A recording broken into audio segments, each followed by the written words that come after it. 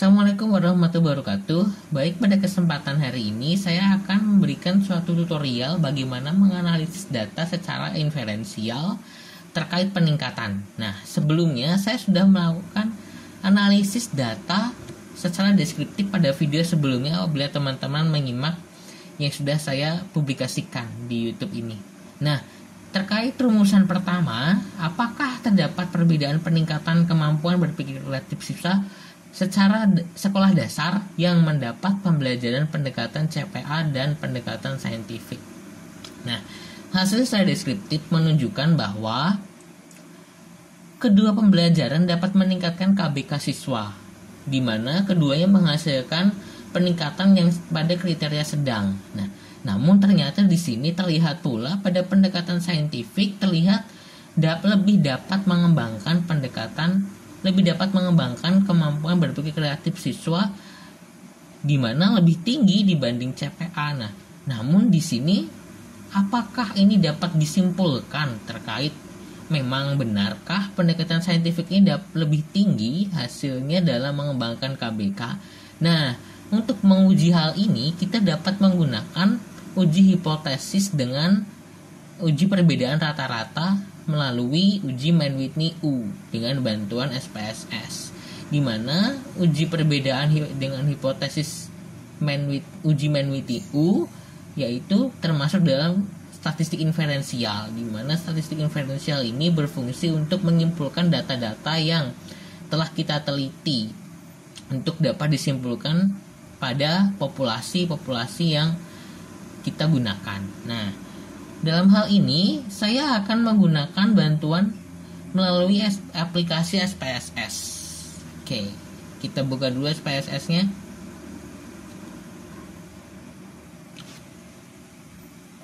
Oke, SPSS ini adalah suatu aplikasi statistik yang dapat membantu kita dalam mengolah data baik secara deskriptif ataupun secara inferensial.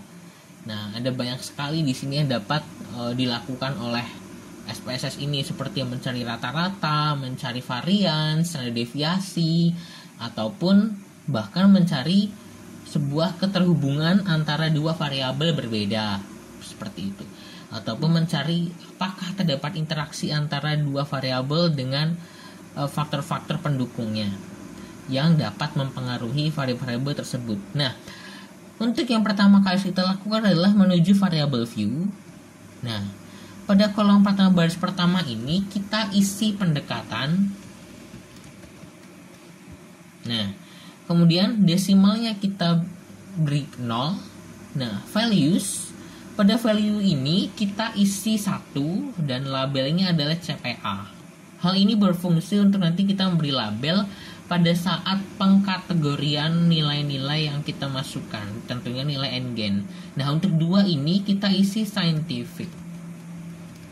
Oke, kita klik OK. Nah, pada measure ini kita isi nominal. Kemudian pada kolom pertama baris kedua kita isi KBK. Oke, desimalnya kita nolkan. Pada measure ini kita isi scale, karena ini adalah berupa nilai-nilai skor, seperti itu. Kita kembali ke data view. Nah, pada tab BK ini kita isi dengan skor-skor NGen siswa. Ingat, bukan post-test, bukan pre-test, tapi skor NGen yang sudah kita hitung sebelumnya. Nah, mungkin teman-teman dapat melihat video saya sebelumnya bagaimana membuat tabel seperti ini, membuat kategori, kemudian menentukan NGen. Nah, mungkin teman-teman dapat menyimak video saya sebelumnya ya. Nah, kita copy pastekan nilai ini pada SPSS yang sudah kita siapkan. Nah, pada kolom pendekatan ini kita isi karena tadi adalah CPA terlebih dahulu ya. Di sini kita CPA terlebih dahulu, maka kita isi 1 karena tadi kita memberi label CPA adalah 1. Kita beri tanda 1, tapi hati-hati jangan sampai ada yang terlewat.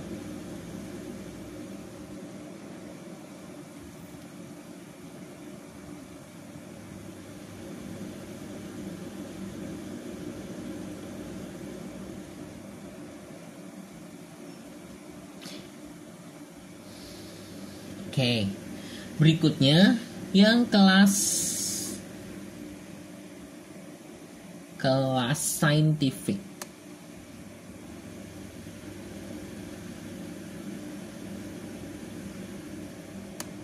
Kita copy pastekan juga.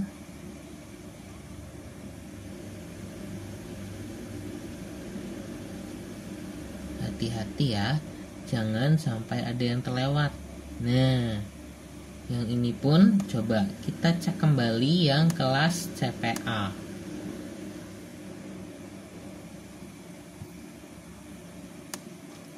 Seperti yang kita utarakan, kita harus teliti.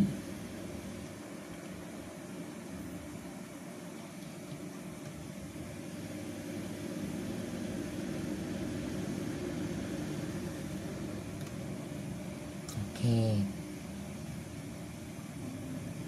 Ingat ya, tadi itu kelas CPA hanya sampai 59. Nah, di sini harus kita hapus terlebih dahulu. Karena jangan sampai kita terlebihan. Karena ini akan menghasilkan data yang bias. Oke, selanjutnya setelah kita perbaiki, kita kembali ke skor kelas scientific pada KBK. Kita copy pastekan, melanjutkan ya, bukan di kolom berikutnya. Kemudian di sini pada pendekatan, karena kita beri scientific adalah labelnya 2, maka kita tulis 2 sampai akhir sambil kita cek apakah ada yang terlewat, masih ada yang salah. Nah, di sini adalah faktor dari ketelitian kita sangat harus diperhatikan.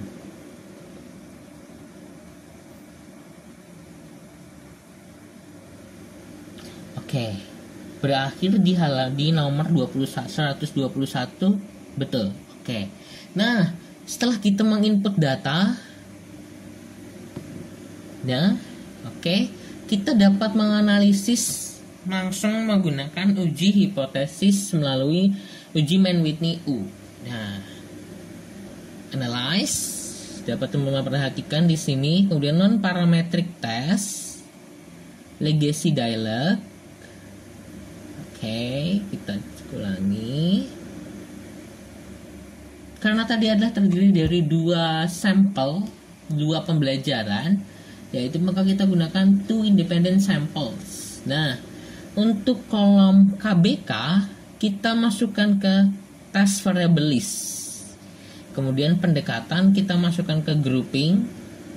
Define group kita isi 1 dan 2. Oke. Mann-Whitney kita klik, nah, option. Oke, kalau mau ada deskriptifnya boleh, tapi karena tadi kita sudah menghitung dengan Excel maka tidak perlu. Kita klik OK. Nah, ini adalah hasil dari tes statistik Mann-Whitney-U.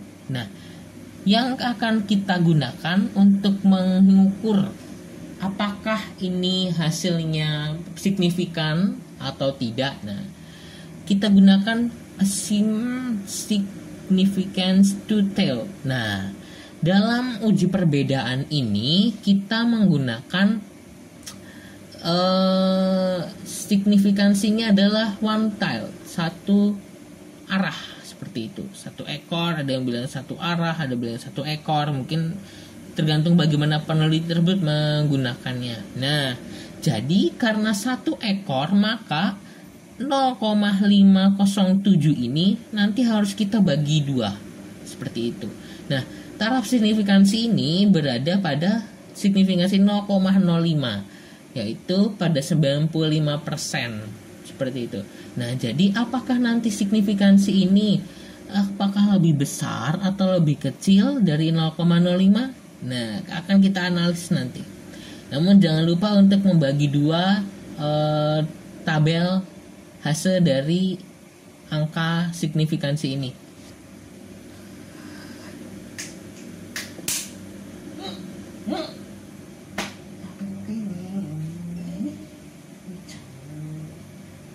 Oke, jangan lupa untuk membaginya ya. Kita akan masukkan data ini pada Word yang sudah kita siapkan. Oke.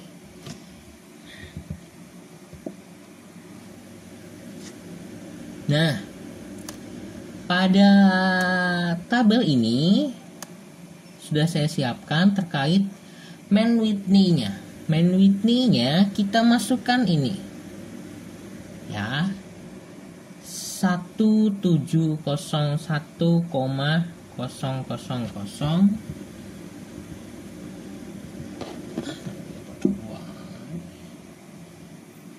Kemudian Z-nya kita isi min 0,664.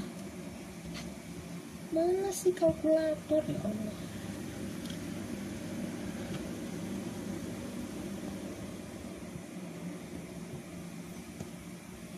Kemudian, nah, p-value signifikansi satu arah. Nah, ini jangan lupa, ini harus dibagi dua. Nah, saya sudah membagi dua hasil ini, yaitu hasilnya adalah 0,253. Nah, jangan lupa tabelnya juga pun harus dirapihkan. Nah, keterangannya. Nah, kita menentukan keterangan ini dengan memperhatikan hipotesis yang harusnya sudah kita buat saat menentukan rumusan masalah. Nah, hipotesis yang digunakan untuk uji perbedaan rata-rata peningkatan KBK siswa adalah sebagai berikut. Nah, H0 μ1, nah ini adalah dibacanya mu ya.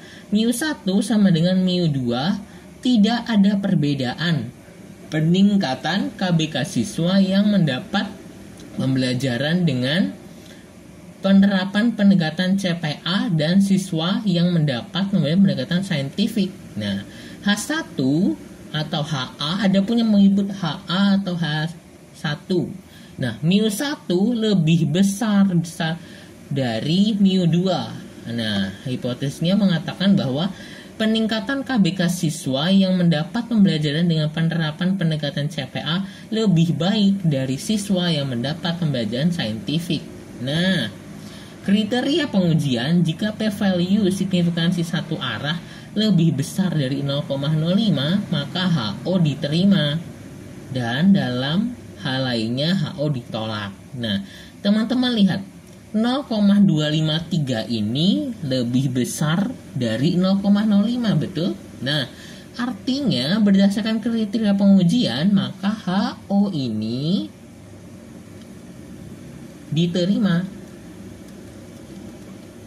Artinya bahwa tidak ada perbedaan peningkatan KBK siswa yang mendapat pembelajaran dengan penerapan pendekatan CPA dan siswa yang mendapat pembelajaran saintifik, meskipun sebelumnya bahwa pendekatan saintifik ini lebih tinggi ya dibandingkan dengan CPA. Namun ternyata secara signifikan, secara rata-ratanya itu tidak ada perbedaan. Oke. Kita dapat membuat deskripsinya di sini berdasarkan tabel di atas.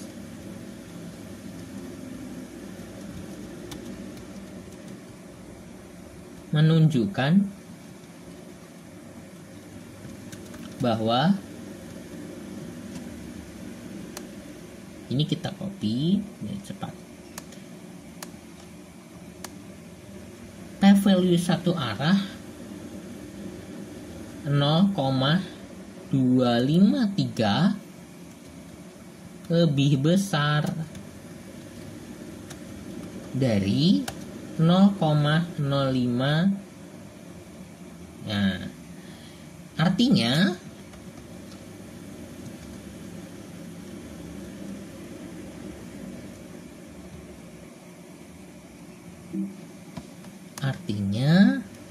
HO diterima. Dengan demikian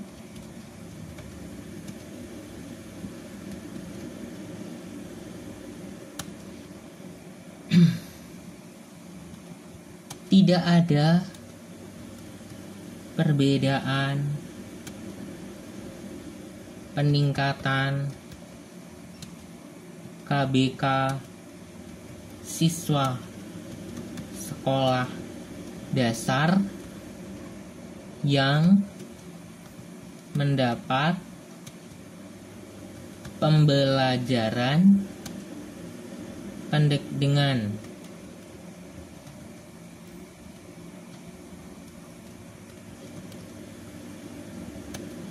pendekatan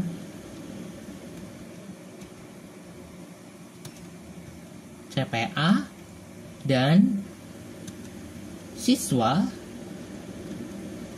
yang mendapat pembelajaran saintifik.